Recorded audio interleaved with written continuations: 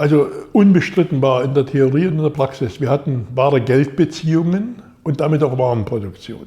Jegliche Produktion war Warenproduktion und die Ware hatte theoretisch, wie war das, einen Gebrauchswert und einen Wert. Das ist aber im Kapital, das ist überall, das ist überall dort, wo Waren bisher produziert wurden, war das so. Die Ware hat einen Gebrauchswert, das, wozu man sie konkret braucht, und sie hat einen abstrakten Wert, der praktisch die geronnene Arbeit verkörpert, die in der Ware steckt.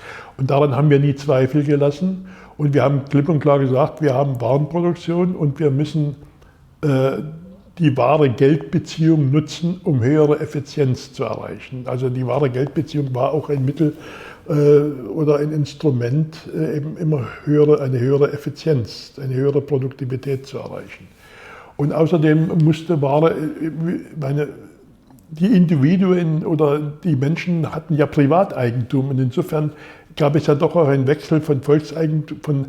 Die Ware war ja volkseigen, unter volkseigenen staatlichen Bedingungen hergestellt, aber sie wechselte dann ja am Ende zu dem privaten Verbraucher. Auch das war ja ein Grund, dass man wahre Geldbeziehungen haben musste. Also das haben wir nie bestritten und wir haben immer gesagt, man muss dieses Verhältnis wahre Geldbeziehung ausbauen. In der Theorie war das klar und in der Praxis hat es da auch keine Diskussion eigentlich gegeben.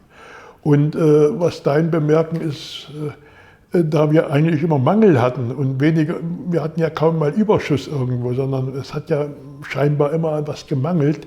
Und da war natürlich unser Aufhänger immer, also wir müssen die wahre Geldbeziehung weiter ausbauen und besser beherrschen, damit auch bestimmte Defizite abgebaut werden können. Es hat da diese Diskussion, wie du sie anschneidest, hat es eigentlich nicht, zu unserer Zeit nicht gegeben. Auch nicht in den theoretischen Diskussionen, in irgendwelchen Ausbildungen nicht, sondern unbestritten und ganz klar, wir haben Geld.